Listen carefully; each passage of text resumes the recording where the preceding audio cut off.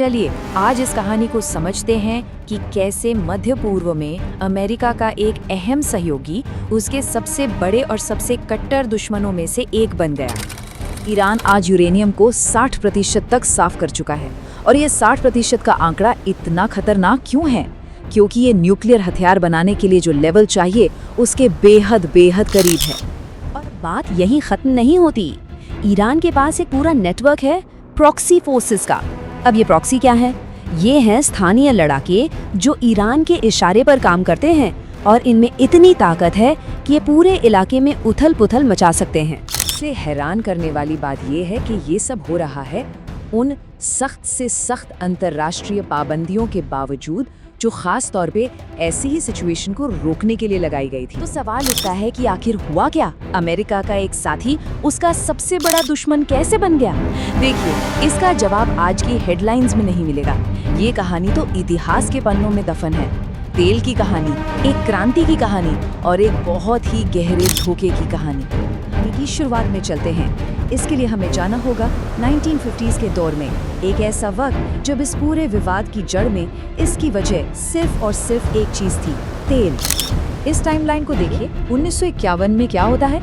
एक लोकतांत्रिक नेता मोहम्मद मोसादेक चुने जाते हैं और वो ईरान के तेल को नेशनलाइज कर देते हैं, यानी उस पर देश का हक जमा देते हैं। लेकिन बस 2 साल बाद ही अमेरिका और ब्रिटेन मिलकर एक गुप्त ऑपरेशन चलाते हैं और उनकी सरकार गिरा देते हैं। बस यहीं से, इसी घटना से पश्चिमी देशों के खिलाफ नफरत का वो बीज बोया गया जो आज एक बहुत बड़ा पेड़ बन चुका है। और उस वक्त के ईरानियों के लिए ये सिर्फ एक तख्ता पलट नहीं था, ये एक धोखा था। उनके मन में ये बात घर कर गई। अमेरिका लोकतंत्र की बड़ी बातें करता है, लेकिन उसी ने हमारी चुनी हुई सरकार को गिरा दिया सिर्फ अपने फायदे के लिए। और यहीं से डेथ टू अमेरिका यानी अमेरिका मुर्दाबाद का नारा शुरू हुआ। गुस्सा था, ये जो नफरत थी, ये दबी नहीं, ये अंदर ही अंदर सुलगती रही। और फिर लगभग एक पीढ़ी बाद 1979 में एक ऐसी क्रांति के रूप में फूट पड़ी जिसने ईरान को और दुनिया के साथ उसके रिश्ते को हमेशा के लिए बदल कर रख दिया। ये बदलाव कितना बड़ा था, ये इस स्लाइड से समझा जा सकता है। कहाँ 1979 से पहले का ईरान एक बादशाहत, वेस्टर्न कंट्रीज का दोस्त, एक मॉडर्नाइजिंग समाज, और कहाँ 1979 के बाद का ईरान एक ऐसी सरकार जिसे मौलवी चलाते हैं, वेस्टर्न देशों की कट्टर दुश्मन और इस्लामी कानून पर चलने वाला देश। पूरी तस्वीर ही उलट गई। ईरान की नई सरकार ने सिर्फ अमेरिका को सियासी तौर पर चैलेंज नहीं किया, उन्होंने सीधे उस सिस्टम पर हमला किया जिस पर अमेरिका की पूरी आर्थिक ताकत टिकी है, पेट्रो डॉलर सिस्टम। अब ये क्या है? आसान शब्दों में ये एक डील थी कि दुनिया में तेल सिर्फ अमेरिकी डॉलर में ही खरीदा बेचा जाएगा। इससे डॉलर की बादशाहत हमेशा बनी रहती। ईरान ने इसी सिस्टम को ललकारा। इसका सीधा असर ये हुआ कि ईरान अब मुस्लिम दुनिया का नेता बनने की रेस में आ गया, और इस रेस में उसके सामने थे अमेरिका और उसका सबसे बड़ा सहयोगी सऊदी अरब। इससे मिडिल ईस्ट में पावर बैलेंस का पूरा खेल ही बदल गया। अब जब आपके दुश्मन दुनिया की सबसे बड़ी ताकतें हों तो आप क्या करेंगे? ईरान की नई सरकार ने भी यही सोचा। उन्हें अपनी सुरक्षा के लिए एक अल्टीमेट गारंटी चाहिए थी। उन्होंने अपने आसपास देखा, उन्होंने सद्दाम हुसैन और मुअम्मर गद्दाफी जैसे नेताओं का अंजाम देखा, और उन्होंने एक सबक सीखा, एक साफ सबक, कि अगर अमेरिका आपको अपनी हिट लिस्ट पर रखता है और आपके पास न्यूक्लियर हथियार नहीं है तो आपका पतन तय है। इसीलिए उनके लिए बचने की एक ही गारंटी थी, एक न्यूक्लियर बॉम्ब। लेकिन ये गारंटी हासिल करना आसान नहीं था।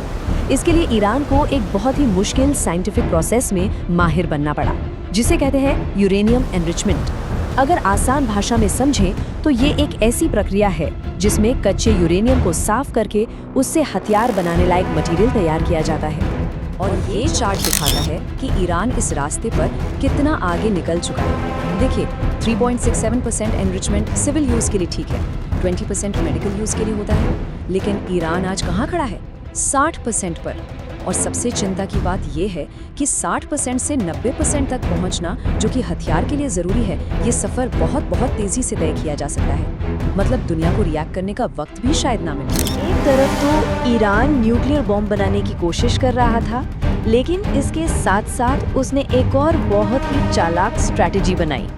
अपने दुश्मनों से लड़ने की एक ऐसी स्ट्रैटेजी जिसमें उसकी अपनी सेना को सीधे लड़ना ना पड़े। इसे कहते हैं फॉरवर्ड डिफेंस स्ट्रैटेजी, जिसमें लेबनान में हिजबुल्लाह है, यमन में हूती है, फलस्तीन में हमास है। ईरान इन सभी गुटों को पैसा देता है, ट्रेनिंग देता है, हथियार देता है और इन सबको मिलाकर एक एक्सेस ऑफ रेजिस्टेंस यानी एक प्रतिरोध की धुरी बनाता है जो उसके दुश्मनों से, उसकी सरहदों से बहुत दूर लड़ती है। नेटवर्क का फायदा क्या है? इससे ईरान, अमेरिका, इजराइल और सऊदी अरब जैसे बड़े दुश्मनों को सीधे टक्कर दिए बिना उन्हें चैलेंज कर सकता है।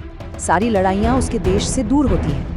ये कम खर्च में ज्यादा असर करने वाली स्ट्रैटेजी है जो उसके बड़े दुश्मनों को हमेशा उलझाए रखती है। ये सारी बातें हमें आज के दौर में ले आती हैं जहां कई दशकों के संघर्ष ने एक ऐसा खतरनाक स्टेलमेट, एक ऐसा गतिरोध पैदा कर दिया है जो टूटने का नाम ही नहीं लेता। और इसमें एक बहुत बड़ी विडंबना है। ये चार्ट देखिए, 2018 में जब अमेरिका न्यूक्लियर डील से बाहर निकला और ईरान पर मैक्सिमम प्रेशर यानी सख्त से सख्त पाबंदियां लगाईं, तो उनका मकसद था ईरान के न्यूक्लियर प्रोग्राम को रोकना। लेकिन हुआ क्या? उसका ठीक उल्टा। ईरान ने अपने यूरेनियम एनरिचमेंट की रफ्तार को इतना बढ़ा दिया जितना पहले कभी नहीं था। ये टेबल इस एक्शन रिएक्शन के साइकिल को बिल्कुल साफ दिखाती है। एक तरफ से एक्शन होता है, दूसरी तरफ से रिएक्शन। अमेरिका और इजराइल पाबंदियां लगाते हैं तो ईरान एनरिचमेंट बढ़ा देता है। वो साइबर अटैक करते हैं तो ईरान और भी सुरक्षित गुप्त ठिकाने बना लेता है। वो वैज्ञानिकों की हत्या करते हैं तो ईरान अपने प्रोग्राम को और तेज कर देता है। ये एक ना खत्म होने वाला सिलसिला बन गया है। कोशिशों का नतीजा क्या निकला? इतनी पाबंदियां, साइबर हमले, मिलिट्री स्ट्राइक्स, इन सब के बावजूद ईरान ना तो अपने न्यूक्लियर प्रोग्राम में पीछे हटा है और ना ही उसकी ताकत कम हुई है कि वो दुनिया के व्यापार और एनर्जी के रास्तों में बाधा डाल सके। मतलब ईरान के जो मूल उद्देश्य थे वो आज भी बरकरार हैं। ये सब हमें एक बहुत बड़े और गंभीर सवाल पर लाकर खड़ा कर देता है। एक ऐसा मिडल ईस्ट जहां न्यूक्लियर हथियार मौजूद हों, वहां जीत का मतलब क्या होता है? जीत आखिर दिखती कैसी है?